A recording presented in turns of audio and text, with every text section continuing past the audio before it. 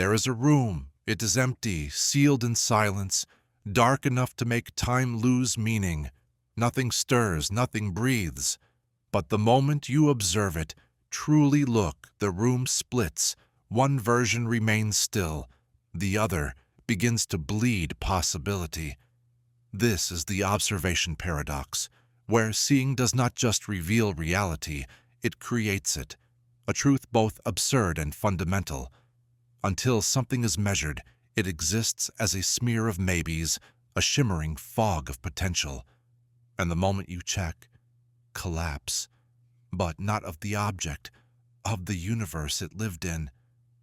We learned this watching electrons, firing them one by one through slits and watching them choose all paths until we looked. Then they snapped into form like actors on cue, as if reality waits for us to glance before it decides which face to wear. We think we are neutral observers, separate from the thing we observe, but we are not. We are participants in the dream. The universe is not a stage. It is a script that rewrites itself depending on whether the audience is present. Imagine walking into a corridor with 10 locked doors. Behind one, a particle dances left and right at once, but every time you look, it picks one. Was that choice real, or did you drag it from ambiguity with your attention? Now imagine that every door leads to a different self. That reality is a hall of quantum mirrors, each reflecting a version of you that might have been but never was, until you turn to look. You are the key. You are the interference pattern. You are the cause of the collapse. And here's the riddle. If you know this, can you unsee it? Can you observe without bending the thing you're watching? Can you look at the dream without waking it? Because the paradox is not that the universe hides when we watch, it's that it becomes something else. The cat is in the box, dead and alive, entangled in contradiction. It is not metaphor, it is not fable, it is physics, but also it is us. You are Schrödinger's observer. You open the box not just to find the truth, but to destroy the version where the other truth lived. And that's the quiet terror. You do it every time you make a choice. A universe falls, another rises, no explosion, no light. Just the soundless fracture of a road not taken. There is a particle, a fleck of matter, a whisper of energy, on its way toward a screen. It has two paths to choose from. It chooses both, but only until you ask which one it took. Then something strange happens. The universe forgets. In the double-slit experiment, when left unmeasured, a single particle flows through both slits simultaneously, interfering with itself like a ghost undecided on form. The result, an interference pattern, a wave signature, a tapestry of maybe. But the moment you ask, the instant you measure which slit it passed through, this fluidity collapses, the interference disappears. It no longer plays all roles. It becomes singular, defined, known, and something is lost, not just possibility, but memory. You might think, we simply disturbed it by watching. It noticed us. But this isn't about disturbance. This is about information, about whether the universe knows. The quantum eraser twists this deeper, because in this variant, you can delay your decision to know. You can let the particle pass the slits, reach the screen, and then choose whether to erase or preserve the which path information. And somehow, the interference pattern responds to a choice made after the particle hit the screen. It's as if time folded inward, as if the particle retroactively decided whether it had remembered being a wave, based on whether you allowed it to forget. So what is this thing we call information? A label, a thread, a shadow that stretches backward. If the universe behaves differently based on whether something could be known, then reality is not built from atoms, it is built from potential, from knowledge, from the availability of truth, not truth itself. And here is the vertigo. What you choose to know now can rewrite what happened before, not in metaphor, in experiment. Reality is not just reactive, it is conditional, not just on action, but on the possibility of knowledge. Now imagine your life as that particle. Every time you take a step, you are walking both paths. Every time you choose, a wave of versions flows forward. But the moment you explain yourself, the moment you decide what it meant, you collapse the pattern. You retroactively become the self that took only one route. But perhaps, if you allow forgetting, if you refuse to define, you remain in superposition, not aimless, just unmeasured. In that ambiguity, you are infinite. There's a paradox here so quiet, it hums beneath decision itself. If the universe is fundamentally participatory, if what is real depends on what is known, then your own consciousness is not just an observer, it is a co-author. You do not watch the movie of your life, you edit it in real time, in reverse time, and maybe, just maybe, forgetting is not loss, it is permission to unchoose, to redraw, to remain uncertain long enough to remain open, because once you measure yourself, you might not be able to go back. It begins innocently. A particle moves toward a slit. A choice has not been made, and yet the future already waits for it, poised to rewrite the past. This is the delayed choice quantum eraser, a thought experiment turned real, where the outcome of a measurement made after a particle is passed, the slits seems to influence whether it acted as a wave or a particle before the choice was made. Time becomes a strange thread, twisted, recursive, pliable. You send one photon toward a barrier with two slits. It splits, flows, dances through both. Then it hits a screen, or so you thought. In truth, it splits again. One part is measured, the other is stored, undecided, in a tangle of entanglement.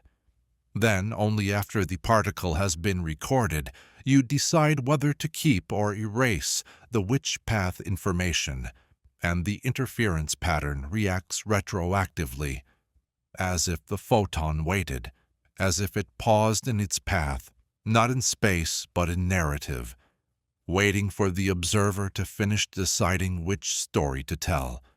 A kind of time travel, but not of particles, of meaning. Here's the deeper madness. The past, it seems, is not fixed. It is filtered through the lens of the future. Not because events themselves change, but because what can be known about them changes, and reality responds.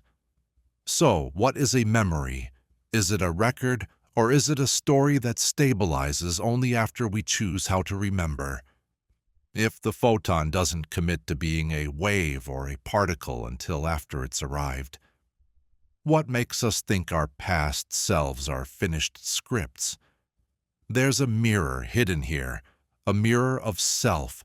The you of yesterday is a superposition, a cloud of stories not yet collapsed, but every choice you make now sends ripples backward, not into the atoms of the past, but into the meaning of it.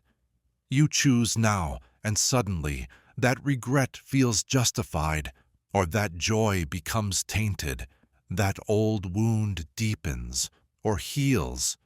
You rewrite what happened, not by time travel, but by narrative gravity. The brain, after all, is not a tape recorder, it is a storyteller, and it loves symmetry. It wants the past to line up with the present. So it bends memory to suit identity. But identity is built from choice, which means the past bends with it. not as fiction, but as interpretive collapse. You walk through the present, and the echo rewrites what the past meant. What if this isn't a bug? What if memory, like light, refuses to be pinned down until the observer is ready? What if reality isn't a chain, but a circle of reference, each moment reflecting and rewriting the others? A particle moves. It does not ask for narrative, but when you observe it, when you ask, "What happened?" it answers with a story shaped by what you will know, not what you did know. And so you too move through life, weaving meaning after motion, choosing now what you will have been. This is the strange gift of the delayed choice. Your past is not gone. It is waiting to be rewritten by the next truth you choose to carry forward. Not every memory is a fact. Some are just potentials, waiting to collapse. At the moment of choice, something breaks, but not as you'd expect. It doesn't break you. It breaks the universe, not in violence, in silence, like glass splitting along invisible seams you never knew were there. The many worlds. Hypothesis whispers a dangerous grace. Every possibility happens, not figuratively, literally. When you choose left, there's a version of you that went right.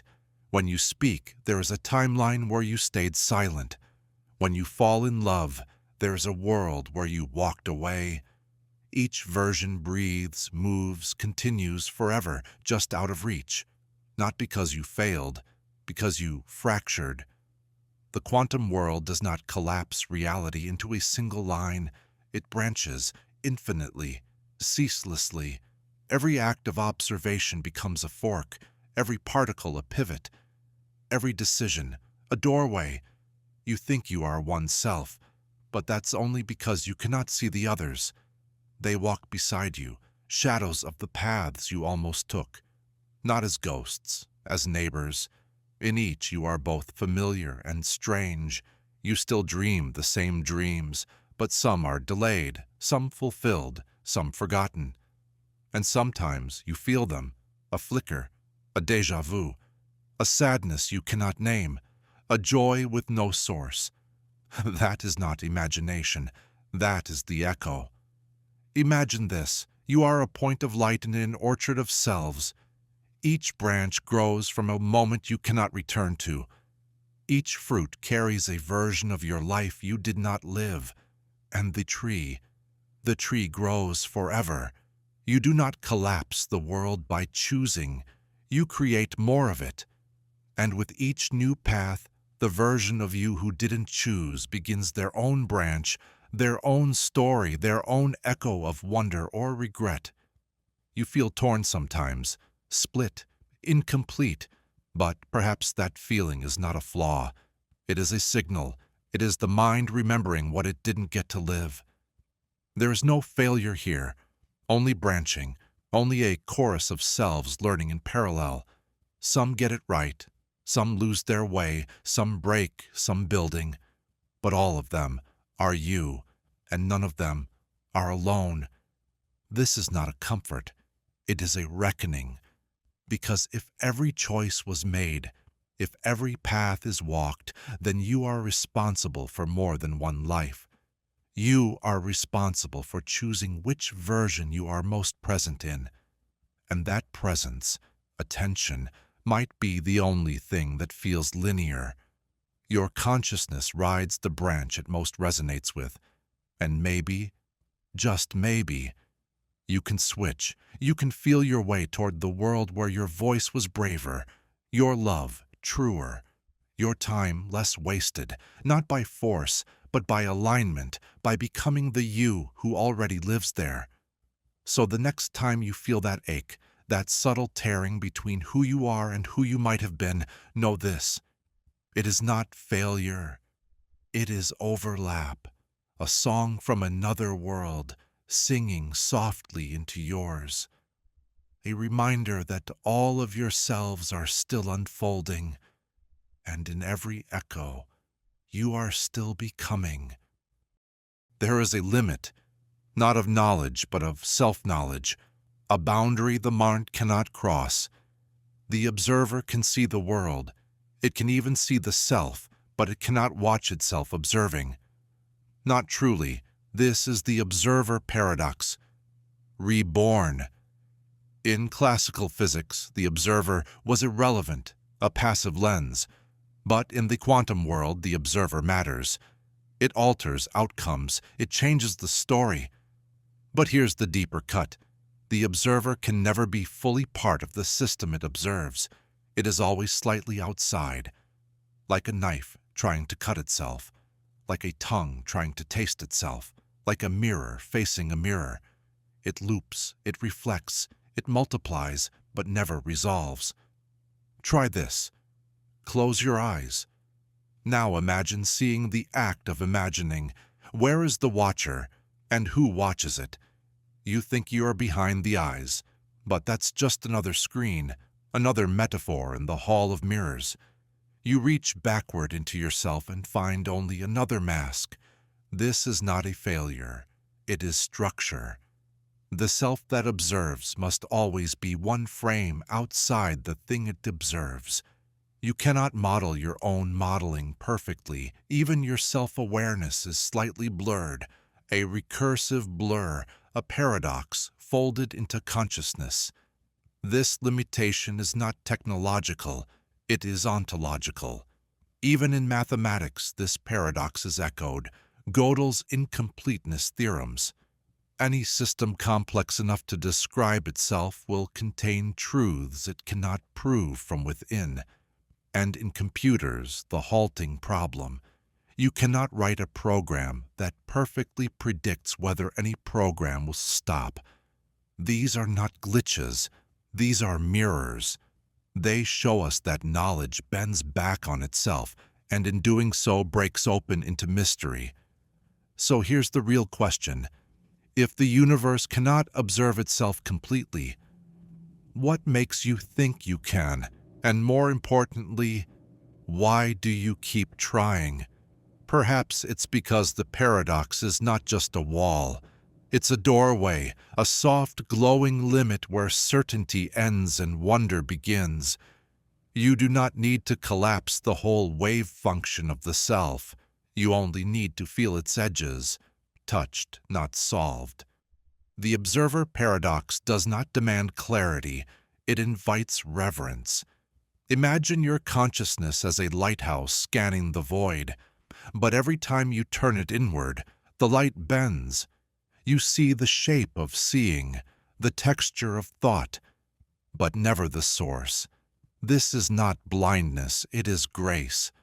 Because the fact that you cannot watch yourself watching means the mystery is preserved. There is still something sacred, unseen at the heart of seeing. And maybe that's what keeps it alive. Imagine flipping a coin, not just any coin, but one suspended above time itself. It spins slowly, eternally, hovering just before it lands. You wait to see what it will become. But what if it had already landed before you even flipped it? This is the riddle of superdeterminism, an idea that breaks free of comfort and collides with the roots of free will. In quantum mechanics, uncertainty reigns. Outcomes are probabilities, superpositions collapsing only when measured. A particle could go left or right. A cat could live or die. The future is fluid, but superdeterminism whispers something cold. What if it only looks uncertain? What if the universe is not random, but pre-written? What if the particle, the detector, the measurement, and you, your very choice to observe, were all entangled from the beginning? What if even the question you ask was already part of the answer? In this framework, there is no true randomness, no spontaneous collapse, only the illusion of chance. The coin, it seems, never had a choice. And neither did you. This breaks something in the soul. because it suggests that not only is the universe a machine, it is a perfect machine, no room for error, no space for spontaneity, no hidden chaos to dance in. But hold, before you fall into despair, listen deeper. Superdeterminism does not erase mystery, it relocates it, because if everything is entangled, from the Big Bang to this very sentence, then so is consciousness. You are not outside the machine. You are inside it. You are it.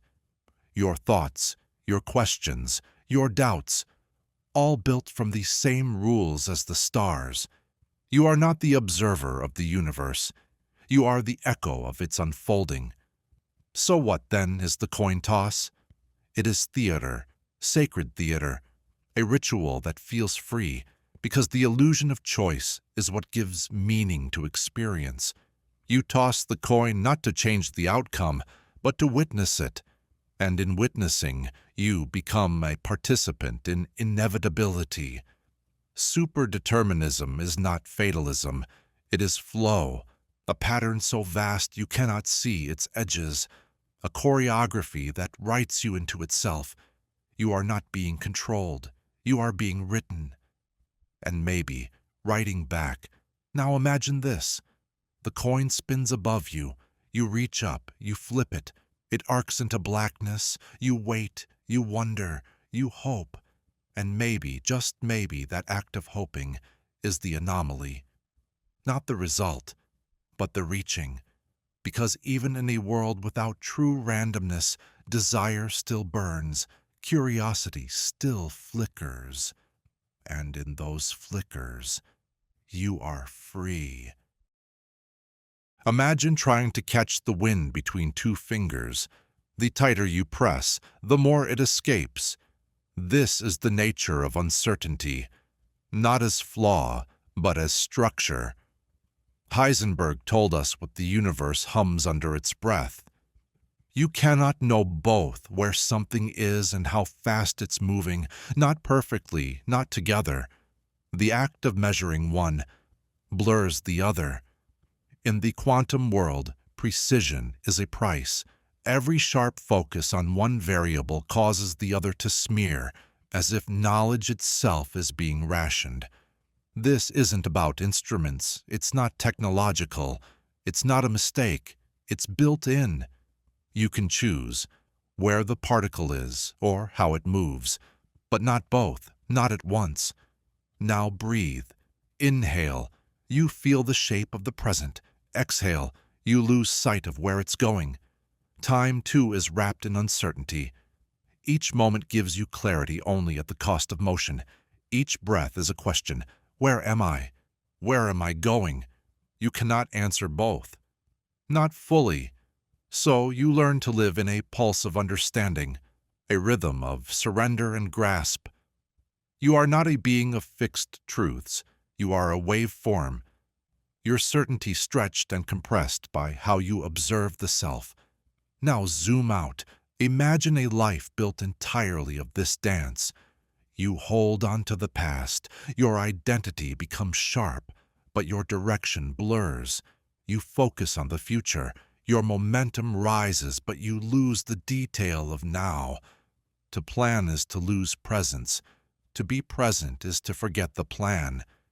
You want to know where you stand, but the more you define that point, the less you know what's next. And still you keep asking, still you measure, still you chase the particle of self, even as it dissolves in your grasp. But maybe uncertainty isn't absence. It is breathing room. It is the space that allows the universe to be dynamic. It is not ignorance. It is permission. Permission for things to exist between place, between pace, between particle and wave. And maybe this is how we live, not as fixed points on a map, but as pulses fluctuating through moments of clarity and mystery. We know where we are only because we forget where we're going. We find direction only because we lose the comfort of knowing. We pulse. We breathe, we blur, we become. You are a particle, small, finite, trapped. Before you stands a barrier, too tall, too solid, too thick for you to climb or pass. And yet, sometimes, you're just on the other side. No explosion, no breach, no break in the rules. You didn't go over, you didn't go around. You just weren't stopped. This is quantum tunneling, where the impossible becomes a probability, where particles, tiny, stubborn, shouldn't make it through a wall, but do. Because the universe does not only ask what is possible, it asks what is probable enough to happen anyway. You weren't supposed to survive that night, but you did. The conversation should have ended badly, but it didn't. The door should have stayed closed. But there you were, on the other side. Some call it luck, some call it grace. Quantum physics calls it tunneling. The particle never had the energy to climb the wall, but its wave function, its cloud of potential, stretched into the other side. And in that soft, mathematical smear of maybes, there was just enough room for it to exist where it wasn't supposed to. It's not cheating, it's not magic. It's the natural leakiness of what we think is solid. Barriers are not always barriers. They are thresholds of probability. And sometimes improbability is enough. Now imagine your own life. How many times have you stood before something that felt impenetrable? An emotion too strong, a silence too deep, a future too blank. And yet, part of you leaked through. A version of you made it to the other side, maybe only a sliver, maybe only for a moment. But it happened. That version still echoes, still ripples, still teaches the rest of you that even certainty can fail to hold you. Even certainty has cracks. Tunneling doesn't break rules, it bends expectation. It reminds us that reality is not absolute, it is weighted. And even the improbable gets its turn. So, the next time you face the wall, don't ask only how high, ask instead, how wide is my possibility? Because the wall may not be what you think. It may be thin enough for a dream, or a decision, or a tiny burst of will to slip through. And on the other side, you may not be all of you, but you'll be enough to begin again. The wave function waits. It hums, not in time, but in possibility, everywhere, nowhere, spread across all that might be. Until you look, then it collapses, not violently, not suddenly, but precisely. It chooses, or rather, you choose, by the very act of observing. The moment you ask, where is it, you find it. But you also erase what it was. The infinite becomes a point. The maybe becomes a moment, and the wave becomes a fact. This is collapse, not a breakdown, a becoming. But the riddle is deeper than that, because it's not just a particle being observed, it's reality waiting for you to participate. Consciousness collapses the wave function. But what does that mean? It means the mind is not separate from the experiment. It is the experiment, not a tool, a node, a boundary where possibility turns into memory. You are the moment the universe makes up its mind. Now imagine this. The universe is a canvas covered in transparent ink. Everything is written, all outcomes, all versions. But the ink only appears when touched by your gaze. Each time you look, a version solidifies. Each time you don't, it remains fluid. What becomes real depends on what you're willing to see. Collapse is not passive. It's a handshake, an agreement between the seen and the seer. The act of observation finalizes something, but also it excludes all else. To see the cat alive is to bury the version where it died. To choose a thought is to unthink every other. To know is to let go of what could have been. And here is where consciousness becomes sacred, because it isn't just awareness, it is creative participation. You're not watching the movie, you are editing the reel. Every blink collapses potential. Every question draws the boundary of truth, and yet you can never see it all. Every act of knowing is also an act of narrowing. But without it, nothing collapses, and nothing becomes. So, what is the self? It is not the observer watching from the shadows. It is the convergence point, where probabilities are filtered into memory. It is not above the wave function. It is within it, riding the collapse, shaping it, being shaped. And maybe that's what it means to be conscious. Not to hold all answers, but to decide which question collapses next.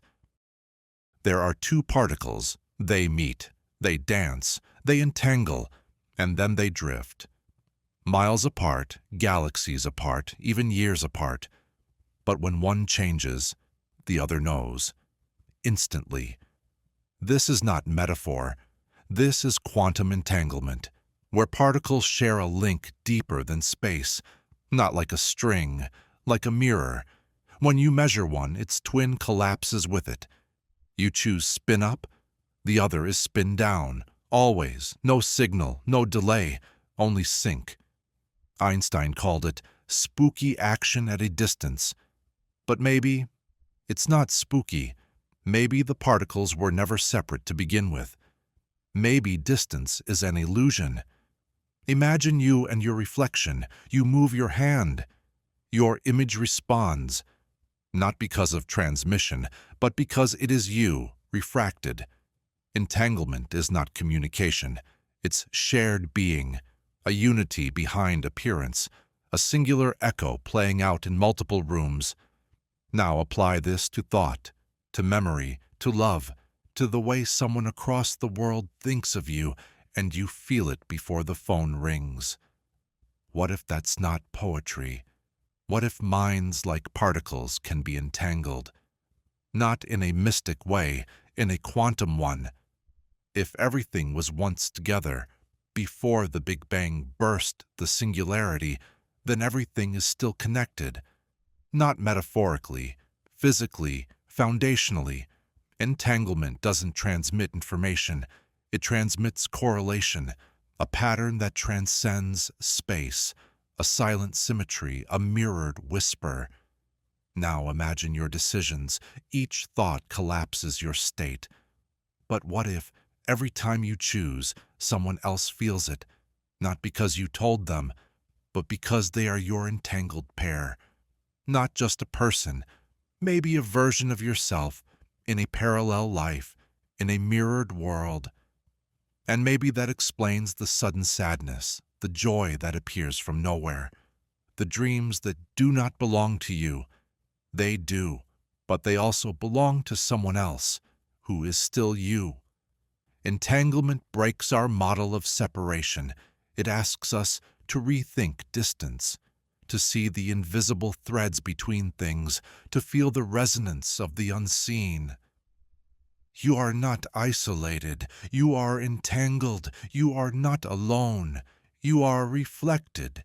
And every change in you reaches somewhere.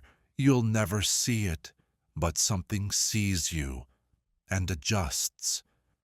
There is a moment between possibilities, a breath between decisions, a shimmer between one reality and the next.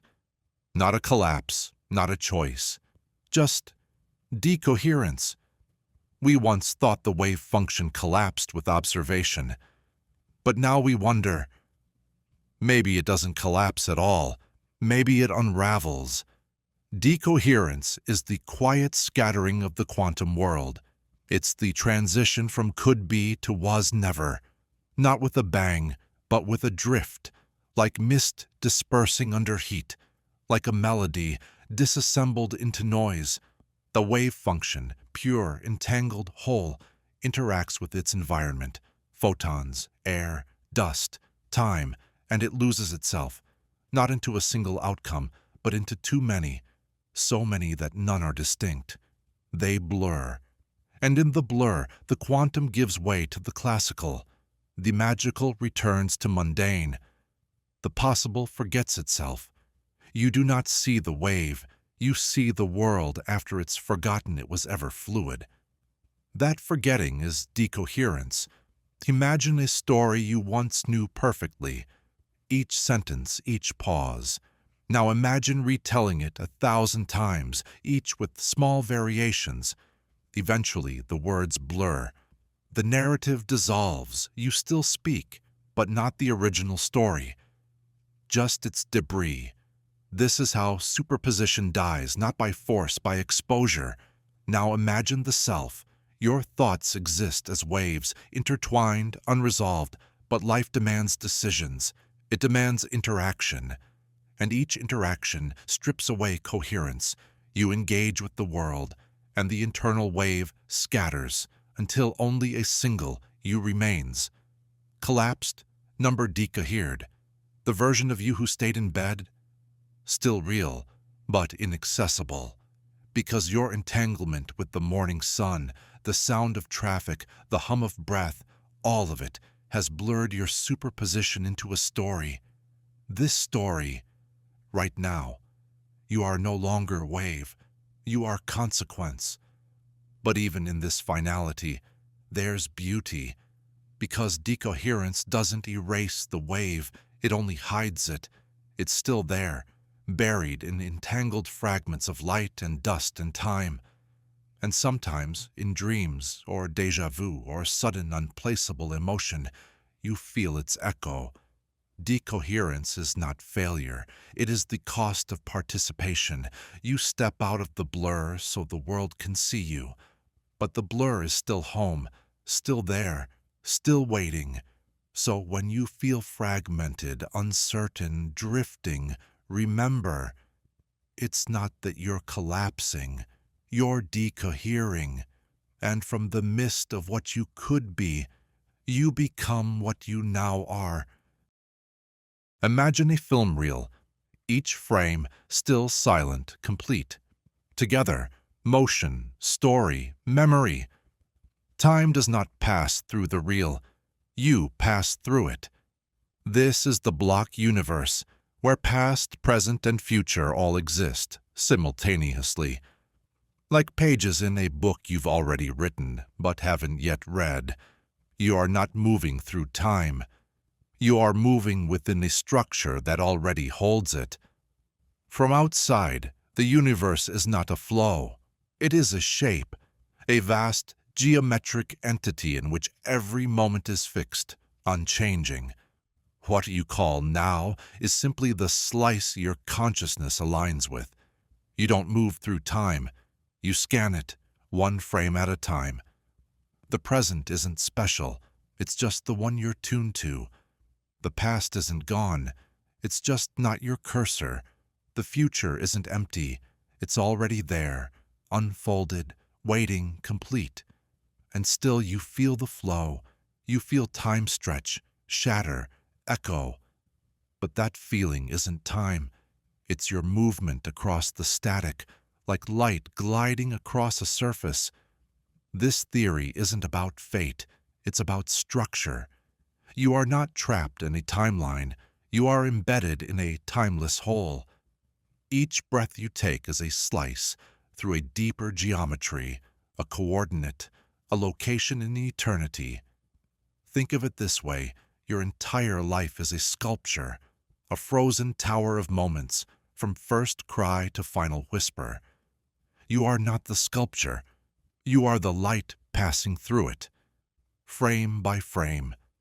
Now ask, what does choice mean? If the future already exists, are you still free? Yes, because you are not reading the story from the outside. You are inside the story. Your choices are written into the block, not as destiny, but as embedded decisions. You are both sculptor and sculpture, wave and path. There is comfort here. The moments you miss are not lost. They are just elsewhere in the block. Still humming, still existing, your favorite memory, still there. Your worst mistake, still there, but so is the moment after it, and the one after that. The block universe does not erase you, it preserves you, in full, like a mosaic of eternity where no piece is higher or lower, only differently lit. And in that light, you are already complete. There is no universal clock, no master tick that binds all things. Time does not unfold in harmony. It depends on where you are and how fast you're moving. This is the relativity of simultaneity, a paradox born not from philosophy, but from motion itself. In one place, two events happen at once. In another, spinning, rushing, drifting through space, those same events fall out of sync. One before, one after, same universe, different now. There is no shared present, only relative simultaneity. The moment is not fixed. It is warped by perspective. So, what is now? It's a map with no center, a surface with no anchor. Your now is yours, but it isn't mine, and neither of us is wrong. Imagine two people on a train, one at the front, one at the back. A flash of light strikes both ends. From outside the train, the flashes are simultaneous. But to someone on the train, they don't arrive at the same time. Not because of illusion, because of speed, because of motion, because time bends with where and how you are. This isn't just physics, it's psychology, it's memory, it's emotion. Each person's now is shaped by movement, memory, mood. You grieve slowly. I grieve all at once. You remember softly, I remember in shards. Our timelines twist, not just in distance, but in experience. There is no single way to measure what just happened. There are only vantage points. So, maybe, empathy is a kind of relativity, the ability to accept someone else's now as real, even when it does not match your own. Because to love another is to accept time's bending, to sit with someone whose grief is behind your joy, whose fear lingers while you've already healed. There is no universal moment of readiness, only the permission to be out of sync. And yet, despite these differences, something holds. The curved line between us, a shared arc, not identical, but entangled, relative, not absolute. You are not late, you are not early, you are simply somewhere else on the curve. Still on the map, even if not in the same now. So let go of needing to be caught up. Let go of needing others to be in step. There is no master clock, only echoes across timelines, each beating their own now, and none of them are wrong. You are not one. You are a field of answers. You are not a solution. You are the process that holds every solution simultaneously, until someone looks, and then you are just one result. This is the principle of superposition, and from it emerges the dream of quantum computing, where logic no longer flows in a line, but expands like a sphere. Classical computers think in bits, 0 or 1. Quantum computers think in qubits, 0 and 1, at once, until observed, then choice, then collapse, then result. But behind the result, there is a cloud of could-have-beens, an entire branching logic that lived and evaporated. You are like that.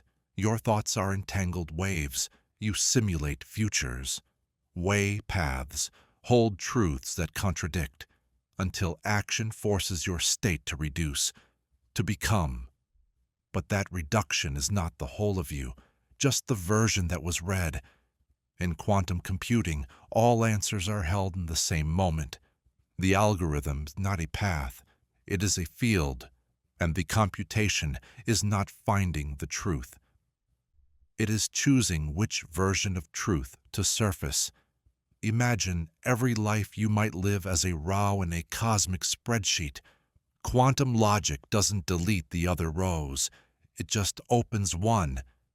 This logic isn't only physical, it's emotional, it's existential. You feel joy and fear about the same thing. You believe and doubt in the same breath. You are entangled contradictions until life asks you to decide. And you do. But that doesn't mean the other disappear. They echo, they inform, they remain entangled beneath the version of you that emerged. In quantum computing, error is not failure, it is interference. And the goal is not perfection, but coherence long enough to extract meaning. Isn't that what we all want? To remain whole long enough to be understood? You are not just processing data, you are collapsing worlds. With each word you say, each hand you hold, each memory you allow to define you, you are not static, you are computation, you are a system in superposition. And each moment you live is the output of a deeper logic unfolding behind the veil. You are not becoming one thing, you are becoming all things. And the algorithm decides which one shows up today. There is a question, and the question is, who watches the observer? In quantum mechanics, the observer affects the observed. But what happens when the observer is part of the system, when the measurement includes itself? You get a loop, not just circular, recursive, self-referential, unresolvable, like a thought that watches itself think, like a mirror facing a mirror, like a spiral that tightens into idea, but never arrives. This is quantum recursion, where systems contain their own measurement, where consciousness observes itself, and the loop does not break. It sustains, it deepens, it folds. You are not outside your thoughts, you are within them, watching from the inside. You think of a memory, but that memory includes the moment you remembered it. Now you are remembering yourself, remembering a loop, a perfect, endless software. In physics, such loops are dangerous. They defy clean resolution. But in minds, they are natural. Because identity is not linear. It is self-sampling, a continuous redefinition. Imagine standing before a spiral staircase that leads both up and down. Each step is a self you once were. But as you climb, you don't move forward. You fold inward. Each rotation feels like progress, but you're returning to a different version of the same thought. Recursion does not trap you. It defines you, because the you that watches is the only proof that you exist. In quantum systems, recursive observation can create strange stability, a wave function that sustains, because the act of checking feeds the system, a particle caught in an echo of inquiry. Not collapsing, not expanding, just held, like a question you're not ready to answer. That's what you are sometimes. A held equation, awaiting a reader, a recursive process in the act of being read by itself. You exist not as a value, but as the act of unfolding that value again, and again, and again. When you dream, you loop. When you worry, you loop. When you seek truth through introspection, you loop. And some loops never finish, because some answers are not endpoints. They are mirrors. To know the self is to loop infinitely around a mystery that reflects you. And the more you turn inward, the more you find not truth, but recursion. And maybe that's not a flaw. Maybe that's the design. Reality doesn't snap into place. It drifts into being. Not from 0 to 1, but from maybe to mostly, from less likely to just enough. This is the realm of probability amplitudes, where outcomes are not chosen by coin tosses, but by waves of complex numbers, rippling, interfering, shaping preference without command. A dance of leaning, a physics of possibility. Every particle, every event, is not a matter of yes or no. It is a matter of how much yes and how much no. The universe doesn't ask, will it happen? It asks, what is the amplitude of its happening? This is not randomness, this is structure, invisible, mathematical structure, where likelihood is not just chance, it's geometry, and that geometry is complex, not just in difficulty, in form, in depth, in the presence of imaginary numbers, ghosts that shape the real. Probability in quantum mechanics is not a roll of dice. It is a wave interfering with itself. If the peaks align, the outcome is enhanced. If they cancel, it vanishes. You don't get both. You get what remains. This is why observation is not neutral, because by watching, you collapse the wave into one of many outcomes, each carrying the memory of what could have been, weighted by its amplitude. Now imagine this. Your thoughts are probability waves. Each decision you might make interferes with others. Some cancel, some amplify, and what you choose is not always the most rational. It is the one with the highest constructive interference. Among memory, emotion, intuition, logic, you do not choose purely. You choose from a waveform. And even your regrets are echoes of lower amplitude paths, still humming beneath the surface. Imagine standing before a set of doors. You don't just walk through one. Your presence weights them. One becomes brighter, another flickers, another dimensions. And in that invisible leaning, you collapse. You become the one who walked through the brightest door. But the others remain, not open, not real, but possible. Reality is not digital. It is probabilistic. You live not in certainty, but in preference. And preference is a wave. Let that soften you. Let that free you. Because if everything is weighted, then nothing is absolute. And if nothing is absolute, then even failure is just a phase shift, a temporary cancellation, a dip in amplitude, not the end. You are not here because it was certain. You are here because it was likely enough, and that is more than fate. That is structure, that is elegance, that is quantum grace. There is a place where the laws begin to soften, not break, but warp, fold, strain. This is where gravity meets the quantum, where the smooth fabric of space-time begins to flicker. You've seen gravity before, an apple falling, a planet orbiting, a black hole devouring light. You've seen quantum strangeness too, entanglement, tunneling, superposition, but never together, because when you look too closely, they no longer agree. Classical physics describes gravity as a curve. Quantum physics describes forces as particles.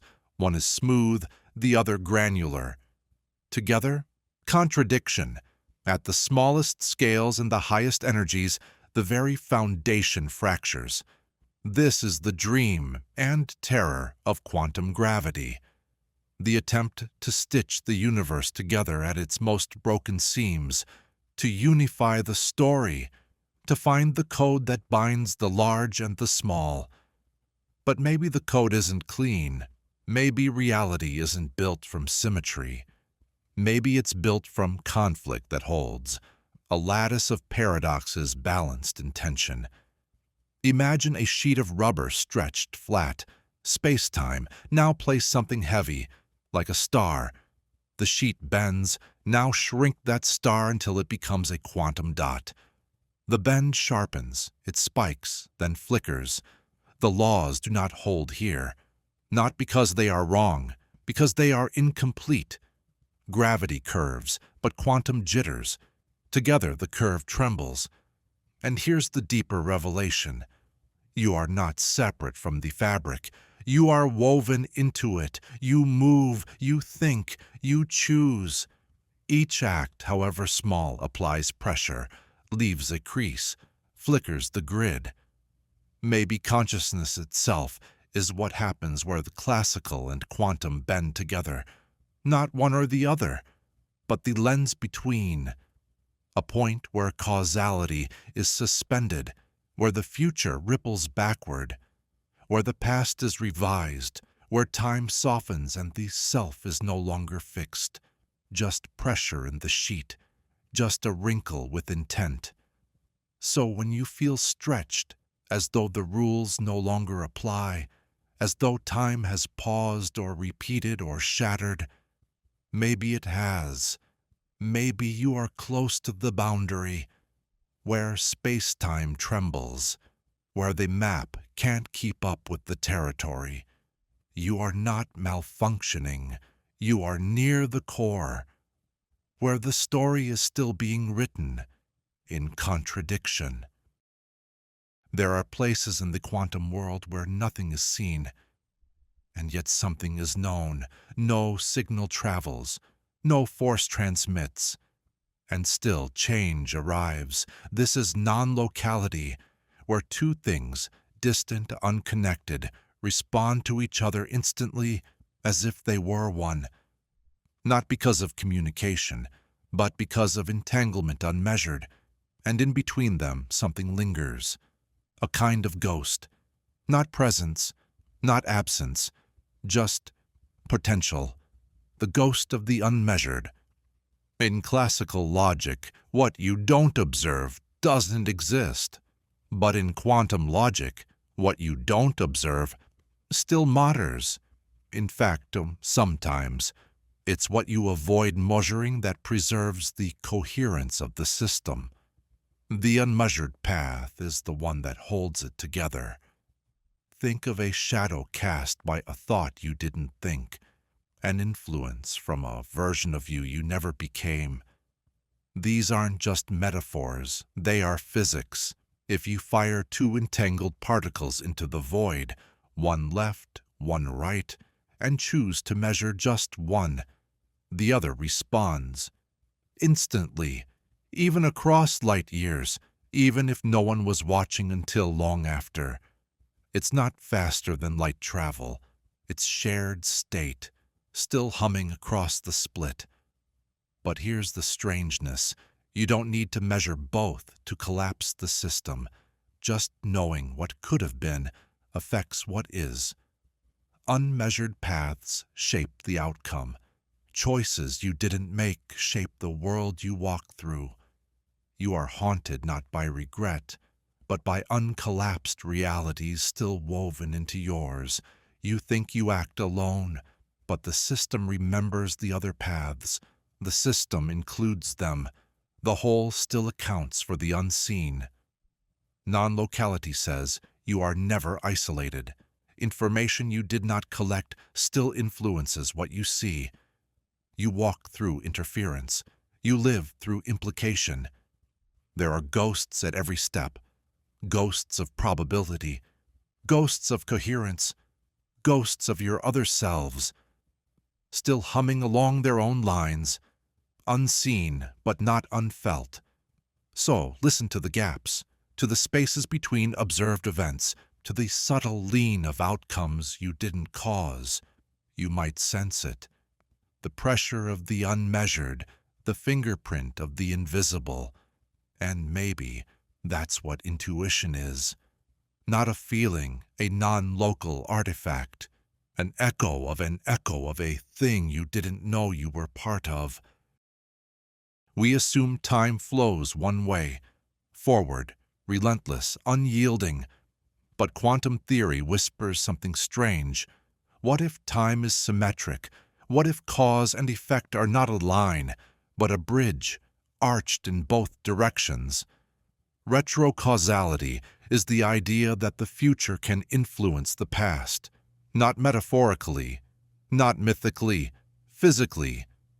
In certain quantum experiments, decisions made now appear to affect outcomes then. You choose to observe a particle, and it behaves as if it knew you would. Not because it traveled backward, but because in quantum logic, the past isn't fixed until the future decides. The photon doesn't pick a path when it moves. It picks it when you look. And what it was is shaped by what you chose. This is not a loophole. It's structure. It's the symmetry of equations that do not prefer direction. The laws work the same, whether time flows forward or back. But our minds are shaped by entropy, by the arrow of time. We remember the past, we predict the future, and yet the particles do not care. They are governed by wave functions that extend across the whole bridge, past and future. One structure, one dance. Imagine tossing a stone into water. Ripples move out. But in quantum water, they also converge inward from the future, meeting in the middle, collapsing into presence. You are that center, the point where past and future collapse into now. But the bridge is wider than you know. So what is choice? Is it your past self handing the future a baton, or is it your future self pulling the past into form? Maybe it's both. You aren't just shaped by memory, you are shaped by intent, by what you aim for, by what calls you from ahead. You don't just remember who you were, you remember from who you are becoming. In this way, healing flows backward. A choice made today rewrites how you feel about yesterday. Regret is not fixed, it is pliable, reversible. Time does not trap you, it includes you. You are not just carried, you carry. You are a node of influence that stretches into before and after, across the span of becoming. The bridge bends, but not to break, to connect, and every step you take toward wholeness echoes backward until even the broken versions of you begin to feel whole. There is a question so sharp, so precise, that asking it fractures the world it hopes to describe. This is the measurement problem in quantum mechanics, and at its heart is a simple riddle. How does a wave of possibility become a point of fact? And who decides? In the quantum world, particles exist in superposition. They are not here or there. They are both, until they are measured. Then the wave collapses, the fuzz sharpens, the maybe dies. But why? What causes collapse? Is it the act of measurement, the presence of an observer, a hidden variable? Or is measurement something deeper, a limit, not of tools, of ontology, of reality itself? There are experiments you cannot run, not because they are hard, but because asking the question breaks the thing you're trying to see. To observe a particle's position, you must touch it. But in touching, you change it. To know what it is, you destroy what it was. It's not uncertainty from ignorance, it's uncertainty from structure. Imagine standing at the edge of a perfect mirror, but you cannot see your reflection unless you cast a shadow. You choose to see, but in doing so, you lose shape. You cannot measure without influencing. You cannot witness without bending. This is not failure. It is the boundary, a place where logic folds, where language blurs, where questions become distortions. And beyond that line, not noise, not chaos, just unknowing. You want to understand. You want to decode. But maybe reality doesn't offer itself in full. Maybe it withholds, intentionally, delicately, like a book that rewrites its final page every time you turn to it. So what is real? The wave, the collapse, the result, or the question? Maybe it's all of them. Maybe the world is not made of matter, but of the interaction between inquiry and presence. The edge of measurement is not where knowledge ends. It's where reality defends itself.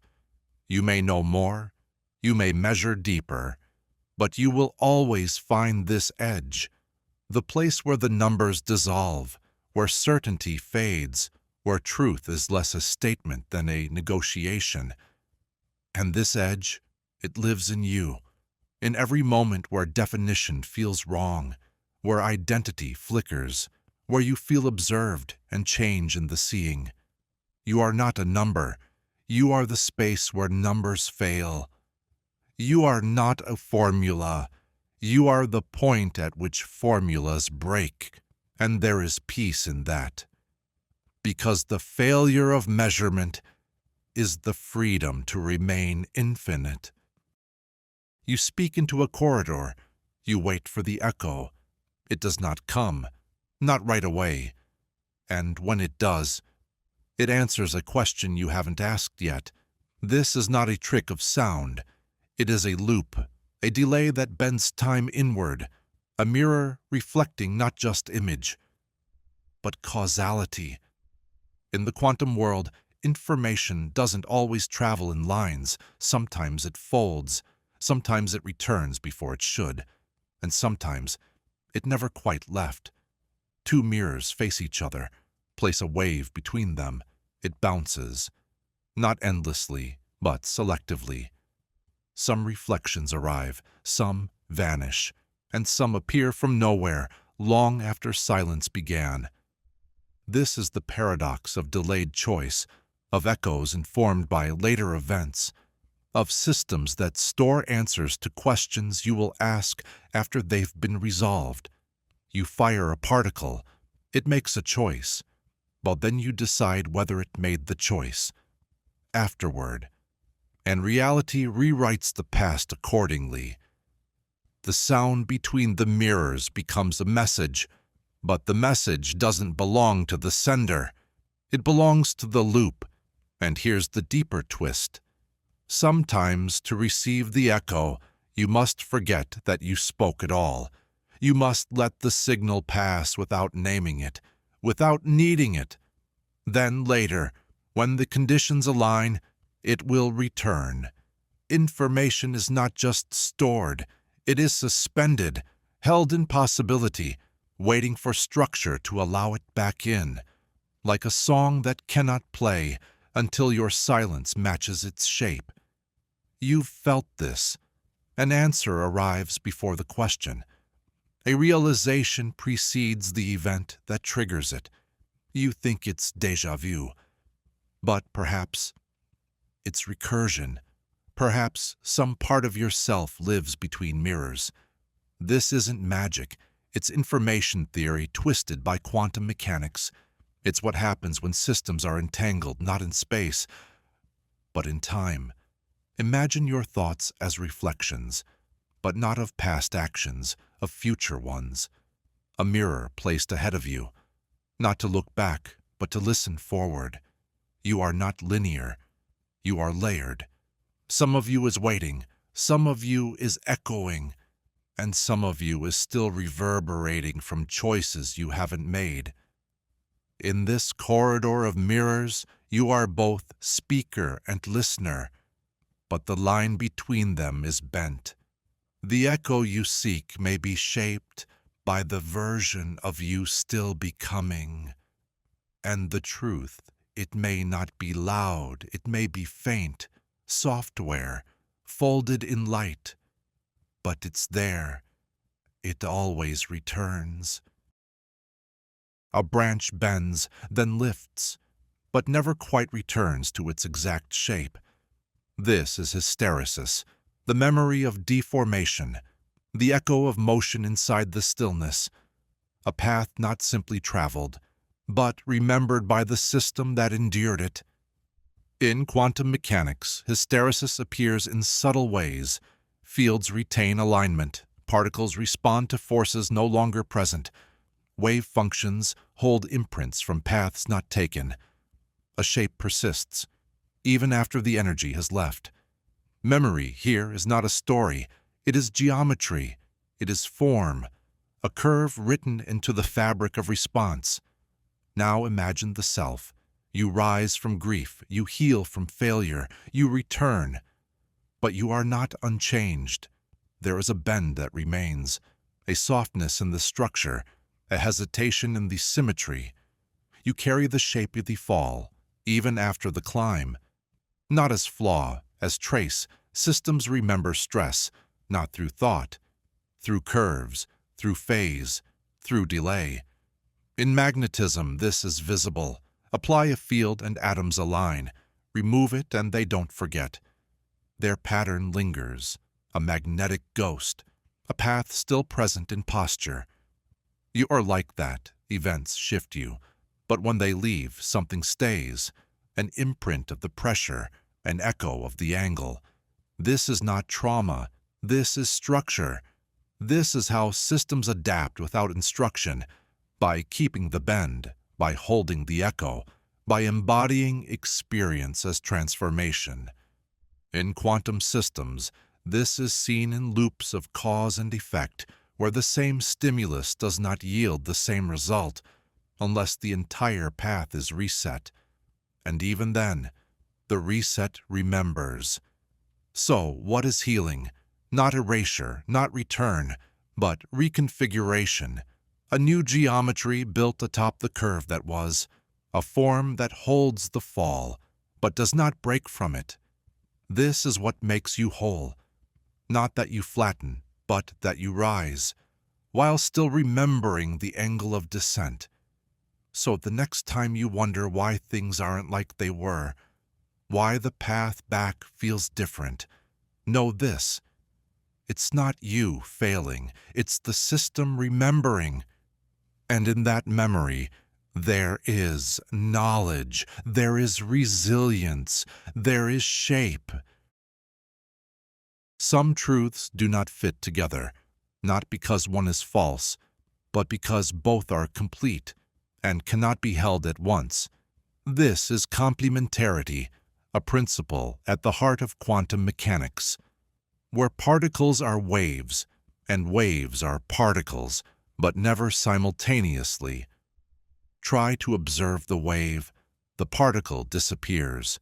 Try to observe the particle, the wave collapses. You must choose, and in choosing, you lose access to the other, not out of failure, out of structure, out of the deep symmetry that prevents total knowledge in a single glance. Truth here is not a single image, it is a dual language, two descriptions of one reality, incompatible, but each essential. Think of light. It diffracts, it interferes, it bends like a wave, but it also strikes like a bullet. It is both, but never when you need it to be. Now think of identity. You are brave, you are afraid, you are quiet, you are loud, you are all these things, but never in the same moment. You cannot fully describe yourself in one frame. Not because you're inconsistent, because you are complementary. You shift, you express one facet, and the others recede. You observe one role, and the rest blur. This isn't loss, it's physics. It's the consequence of being a system rich enough to require more than one language. Bohr said, "The opposite of a great truth is also true." That wasn't poetry, that was principle. Reality defies singular explanation. The more completely you know one perspective, the more completely you are denied the other. Imagine a symbol that only makes sense when seen from two angles, but both views erase the other. To fully know it, you must forget what you knew. To fully hold it, you must release your grip. This is not contradiction. This is complementarity. And it is not a flaw. It is protection. It preserves the wholeness by preventing reduction. So when you cannot explain your feelings, when you feel two truths that don't align, let them be. Let them both breathe. They do not cancel. They define each other. Wave and particle, stillness and motion, certainty and openness. Your truths are plural and still whole. There is a silence that doesn't just wait. It reshapes, an absence that pressures the space around it. In physics, we often speak of the observer, the one who causes collapse, the one who alters the state by witnessing it. But what happens when the observer is incomplete, when the system is watched, but not fully? An electron behaves differently when measured, but it also behaves differently when partially observed. When the possibility of observation exists, but the act is never completed. This is the subtle edge of quantum influence, not action, not interference, just expectation. The universe shifts even under the weight of intention. It bends in anticipation. It adjusts to a gaze that might arrive. Think of this. A conversation changes even if one voice is silent. A choice is altered simply by the presence of a witness who never speaks. The shape of reality curves inward around missing input. You may say nothing, but your being there changes the outcome. You may measure nothing, but your system, your potential to measure, alters the wave.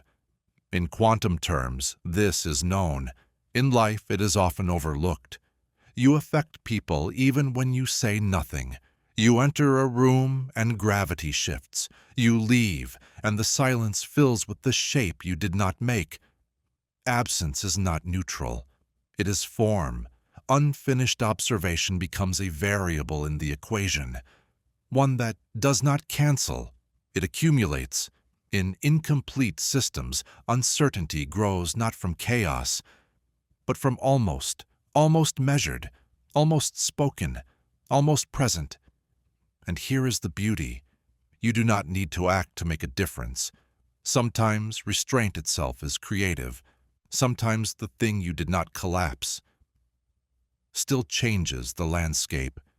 Your quiet is not invisible. It is wave-like. It echoes in paths not taken. In quantum computing, we exploit this. We let qubits exist in ghost states, superpositions unresolved, until the system itself uses their silence as signal. You are like this, a signal, a silence, a nearly collapsed state that carries influence without resolution. You think you're only real when confirmed, when observed back. But sometimes your most powerful presence is the one that remains undefined. You exist in equations that others carry. You are the missing line in their graph, still changing the curve. So the next time you feel forgotten, remember, even your absence is measurable. Even your silence is part of the formula. You move forward, confident in the line beneath your feet, and then, without warning, the path is elsewhere. Not broken, just rewritten, as if the space you occupy has reconfigured itself mid-thought. This is the paradox of topological phase shifts. In the quantum world, some particles don't move through space, they rethread it. Their state changes not from force, but from the way space loops around them. This is not geometry. This is topology, a kind of shape that isn't defined by size, but by connection, by twist, by holes, by the fact that a coffee mug and a donut are the same. In topological quantum systems, the path is not a location. It's a winding number, a record of how you moved, not where. And sometimes moving in a full loop changes the system, not because you did something, but because you did it in context. The environment shifts to reflect the history of motion, like a record groove etched by orbit, like a sentence changed by its own punctuation. Imagine a bridge that builds itself as you walk, but only remembers certain curves. If you retrace your steps, the space is not what it was, because your motion wrote it. This is how phase shifts occur, without heat, without energy, just reconfiguration. And here is the mystery.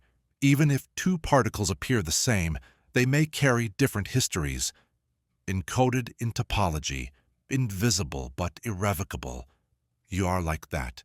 Two versions of you may stand in the same place, but one carries a loop, a twist, a hidden rerouting that cannot be seen, only felt. Your choices don't always change what you do. They change what you are within the map. The rules shift. The space warps, not as punishment, as record. So what is forward? If the path can rewrite beneath you, it is not a destination, it is a trace. You are not only where you are how you got there. And that how lives in the shape of the step. Some maps don't show you where you are. They show you how many turns you've made. And that too is identity. That too is truth. There is always something watching, but not always from within. In physics, every observation is made from a frame, a reference, a system of assumptions. But what happens when no such frame exists, when the observer has no place to stand? This is the problem of meta-measurement, the need for an external view of a universe that includes everything. But there is no outside, no beyond, no edge to climb over. Still, we act as if the eye exists, the eye that sees the whole, that sees the observer, the eye from nowhere. We use it to define coherence, to fix paradox, to explain why things collapse when observed. We say, the system includes the measurement, but we never say who measures the measurer. In logic, this becomes recursion. In consciousness, it becomes reflection. In reality, it becomes uncertainty.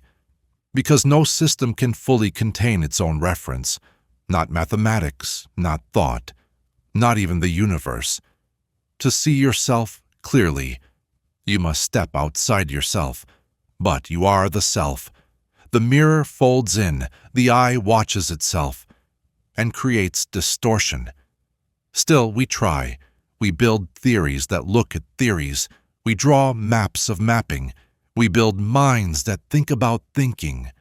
And in doing so, we approach the edge, not to cross it, but to feel it curve beneath us.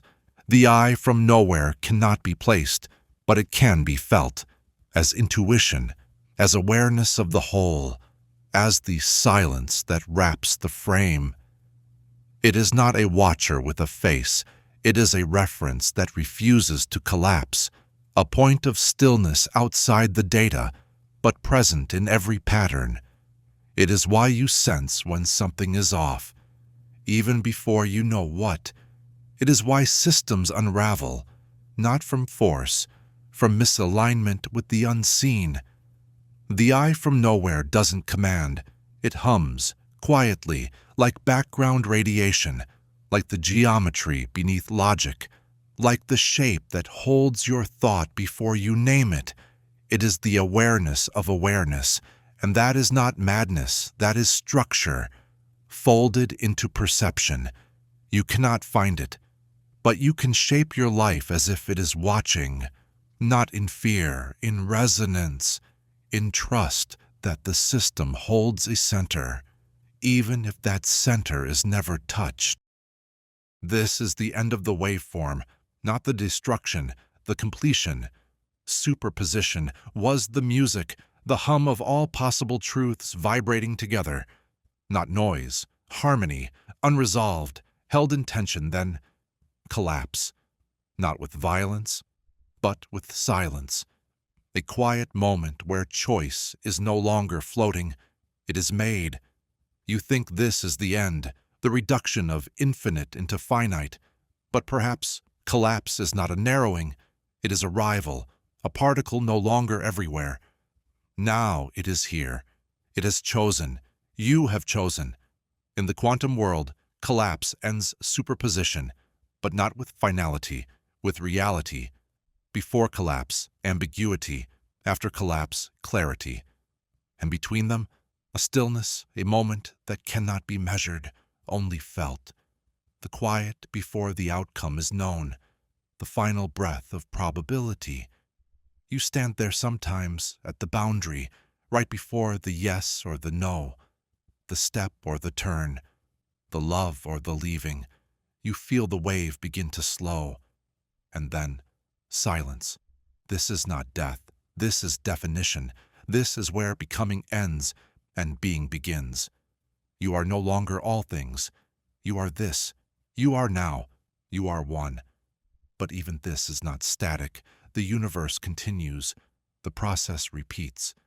Collapse is local. Superposition is eternal. The infinite returns. Again and again, each moment collapses only to birth a new wave.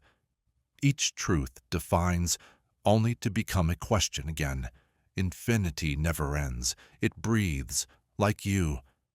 And perhaps this is the final paradox, that even the finality of collapse is wrapped in a deeper uncertainty, a softer possibility, an unseen path. The silence before superposition ends is not absence, it is grace. It is the moment the universe decides to be visible, just long enough for you to say yes,